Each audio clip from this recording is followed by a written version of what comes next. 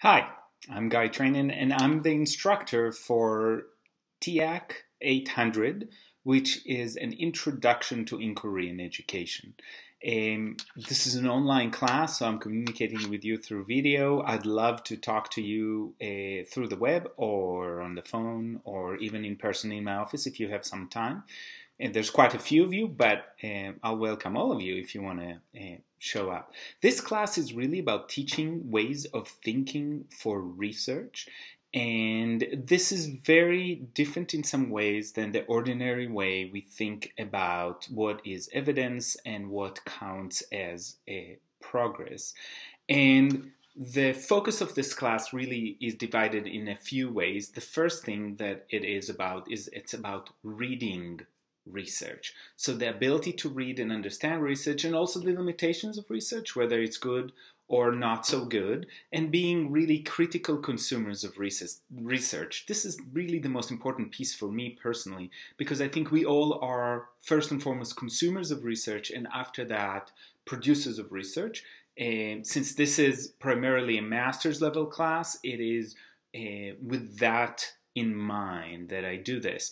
And more specifically, when I talk about ways of thinking, this class will focus on a few things. It'll focus on the notion of chance and probability, which is important both to understanding qualitative and quantitative research, but understanding the notion of research and how ill-equipped we are at times to deal with real probabilities. And this is something that is talked about beyond education. It's talked about in economics and other areas, and that is that our brains are not very well equipped to actually evaluate correctly large quantities of data. We're very good at evaluating the things we see and experience. We're not so good at evaluating outside data. So that's part of that. So we'll talk about chance. We'll talk about research designs, as I said, critical reading of research, and most importantly, about how do we ask questions and how do we make the questions that we're interested in more manageable as we attempt to answer them, first of all, through the research that's already available, and then through our own research, if we get to that point. We've outlined this class in modules. And the idea is that you do one module at a time, making sure that you're making progress, that you're understanding it before we move to the next one. Everything has due dates, and those are daily. You can do it a day or two in advance if you think you're going to be out of town or you've got some planned activities and all of that. That's fine. But I'm asking very carefully, without actually imposing these limitations on Blackboard, that you do not work weeks in advance, because a huge part of this is just a growing understanding and the discussion and the responses that we give each other and that I give to you that would help shape your understanding. And if you rush through it and try to get all of it accomplished in a short amount of time, that ability for ideas to simmer, percolate, and get better and deeper will be lost. So I'm asking you not to do this and just take it more or less at the pace that we've identified. And when I say we, you have to understand that there's actually a team looking at this class besides me, as I said, Guy. Holly Dugan is a TA and a doctoral student who's helping with this class, and so is Qizhen Deng.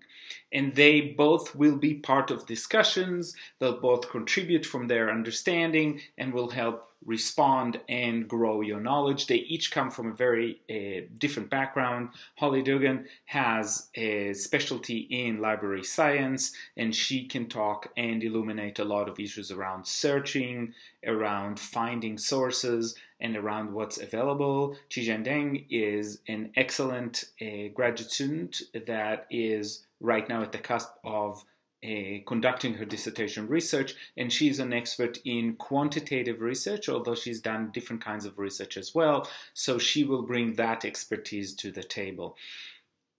A few things beyond the timing. One is I did write a short email about books. Please make sure that you understand that at least for the first week, we've got all of the readings covered through our websites. I've put the names of the books and the ISBNs in an announcement. and you are free to explore different ways to get access to these materials, including links and whatever is available online. I do, again, extend an invitation. If you want to talk to me, if you feel lost, uncertain, or you want more feedback, please feel free to use email is probably the best way to get to me, although I can be found also on Twitter at TGITE, T-G-I-T-E. My phone number is 402-417-5870. I teach other classes as well as this class is going on, so you may want to make sure that you are actually leaving a message, or at least a text, and in that way I can respond even if I'm not available at that point. But I'd be happy to talk to you. I'd be happy to have a phone conversation or a Skype conversation depending on where you're at, or even, again, if you want to show and do a meeting in person, I'm perfectly happy to do that. Again, it is not a required part in any way of this class, but I would welcome it if you feel that's necessary.